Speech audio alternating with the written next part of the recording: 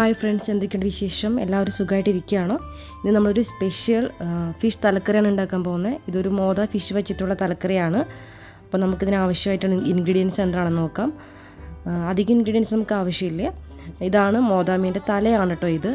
ഇത് നമുക്കിവിടെ ഫ്രോസന് വാങ്ങാൻ കിട്ടും. താഴത്തൊരു ചെറിയ ഫിഷ് കടയുണ്ട്, അവിടെ പോയി കഴിഞ്ഞാൽ ഫ്രഷും കിട്ടും.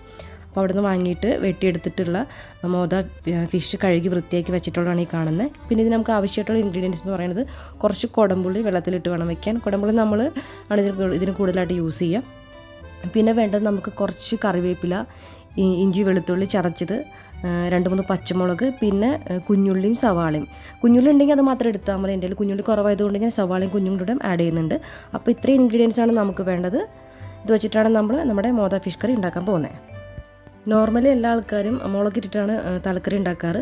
പക്ഷെ ഞാനിവിടെ കുറച്ച് വെറൈറ്റിക്ക് തേങ്ങയും കൂടെ ചേർക്കുന്നുണ്ട്. കാരണം എനിക്ക് ഈ മുളക് അധികം കഴിക്കാൻ പറ്റത്തില്ല. അപ്പോൾ മുളക് ചാറാകുമ്പോൾ എനിക്ക് അസിഡിറ്റി പ്രശ്നമുള്ളതുകൊണ്ട് അതിന് തേട്ടി വരും. അപ്പോൾ അതുകൊണ്ട് ഞാൻ കൂടുതലായിട്ടും തേങ്ങ അരച്ചിട്ടാണ് ഫിഷ് കറി ഉണ്ടാക്കുക. അപ്പോൾ ഈ തലക്കറിയിൽ ഞാൻ ശകലം തേങ്ങ ചേർക്കുന്നത്, 2-3 പിടി തേങ്ങ ചേർത്തിട്ടാണ് ഞാൻ ഈ തലക്കറി ഉണ്ടാക്കുന്നത്. പക്ഷേ നല്ല ടേസ്റ്റി ആയിട്ടുള്ളൊരു തലക്കറി തന്നെയാണ്. അപ്പോൾ അതാണ് ഞാൻ മിക്സിയിൽ ജാർ എടുത്തിട്ട് അതിനകത്തേക്ക് 2-3 പിടി തേങ്ങ ചേർത്തിട്ടുണ്ട്. പിന്നെ അതിനകത്തേക്ക് ആവശ്യമുള്ള മഞ്ഞൾപ്പൊടി, മുളക് പൊടി. ഞാനിവിടെ കാശ്മീരി മുളകും എരിവുള്ള മുളകും ഉപയോഗിക്കുന്നുണ്ട് കേട്ടോ. കാശ്മീരി മുളക് പൊടി കളറിനും എരിവുള്ള മുളക് പൊടി എരിവിന് വേണ്ടിയിട്ടാണ് യൂസ് ചെയ്യുന്നത്.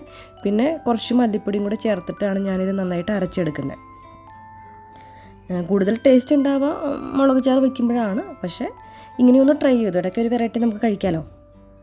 കൂട്ടത്തിൽ കുറച്ച് ഫ്ലേവറിന് വേണ്ടിയിട്ട് 1-2 ഉള്ളിയും കൂടെ ഞാൻ ചേർക്കുന്നുണ്ട്. എന്നിട്ട് നന്നായിട്ട് അരച്ചെടുക്കുക. അതിനുശേഷം ഒരു മീൻചട്ടി വയ്ക്കുക അടുപ്പത്ത്. മീൻചട്ടി ഒന്ന് ചൂടായിട്ട് വരുമ്പോൾ വെളിച്ചെണ്ണ ഒഴിച്ച് കൊടുക്കുക. ഞാൻ ഇതിനകത്ത് വെളിച്ചെണ്ണ എപ്പോഴും കൂടുതൽ ഉപയോഗിക്കുക. അപ്പോൾ നല്ല നാടൻ വെളിച്ചെണ്ണ ഒഴിച്ച് കൊടുക്കുക. അത് ചൂടായി വരുമ്പോൾ കുറച്ച് കടുക് ഉലുവയും പൊട്ടിക്കണം. ശരിക്കും മുളക് ചാറ് നമ്മൾ എങ്ങനെയാണോ ചെയ്യുന്നത് അതേ സെയിം പ്രൊസീജിയറാണ് ഇവിടെയും ചെയ്യുന്നത്. പക്ഷേ ഇതിനകത്ത് തേങ്ങ ചേർക്കേണ്ടത് മാത്രം. ചട്ടിയെല്ലാം ചൂടായി കഴിഞ്ഞാൽ കടുക് ഇട്ട് കൊടുത്തു. ഇനി ഉലുവ ഇട്ട് കൊടുത്തു. ഇനി പൊട്ടി വരുമ്പോൾ നമ്മൾ നേരത്തെ അരിഞ്ഞു വെച്ചിട്ടുള്ള ഇഞ്ചിയും പച്ചമുളകും വെളുത്തുള്ളിയും ഉള്ളിയും സവാളയെല്ലാം കൂടെ ചേർത്ത് നന്നായിട്ട് വഴറ്റിയെടുക്കണം. ഇത് മറ്റേ മണ്ണിൻ്റെ ചട്ടി ഇതുകൊണ്ടേ ഇത് ചൂടാവാൻ കുറച്ച് സമയം എടുത്തായിരുന്നു. ഞാൻ അതിന് മുന്നേ വെളിച്ചെണ്ണ ഒഴിച്ചുകൊണ്ട് ചൂടായി വന്നിട്ടുണ്ടായിരുന്നില്ലായിരുന്നു. ഇപ്പോൾ ചൂടായി വന്നിട്ടുണ്ട്. അപ്പോൾ ഞാനിത് വെളുത്തുള്ളി ഇട്ട് കൊടുത്തു, ഇഞ്ചിയും വെളുത്തുള്ളിയും ചാച്ചി ഇട്ട് കൊടുത്തു. ഇതൊന്ന് ചെറുതായിട്ടൊന്ന് വഴറ്റിയെടുത്തിട്ട് നമുക്ക് ബാക്കിയുള്ള പച്ചമുളകും സവാളയൊക്കെ ചേർക്കാം.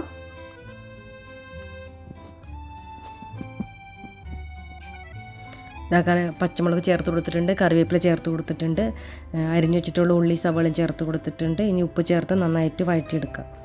ഈ വഴറ്റിയെടുത്തിലേക്കാണ് നമ്മൾ നേരത്തെ അരച്ച് വെച്ചിട്ടുള്ള അരപ്പ് ചേർക്കാൻ പോകുന്നത്.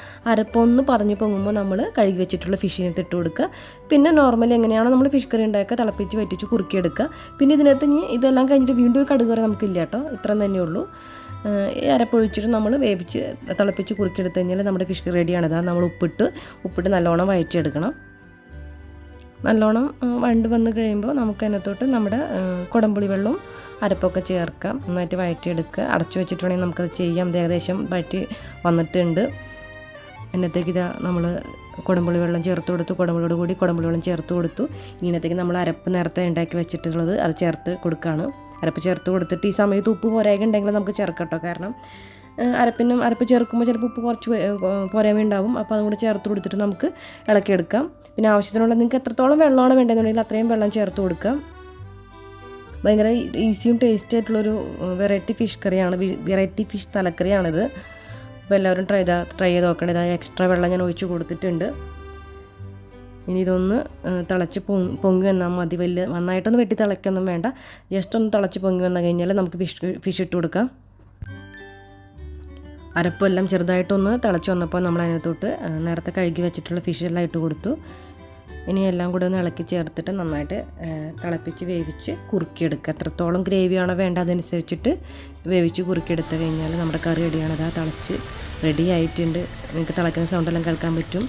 നമ്മുടെ നല്ല ടേസ്റ്റി ആയിട്ടുള്ള കറി ഇവിടെ റെഡി ആയിട്ടുണ്ട്. ലാസ്റ്റ് ഇറക്കുന്നതിന് മുന്നേ കുറച്ച് കറിവേപ്പില മുകളിൽ വിതറി കൊടുത്താൽ നല്ലതാണ്. ഇതിന് കൂടുതൽ പച്ചവെളിച്ചെണ്ണ ഒഴിച്ചാൽ അതും നല്ലതാണ്. നിങ്ങൾക്ക് എങ്ങനെ വേണമെങ്കിലും ചെയ്യാം.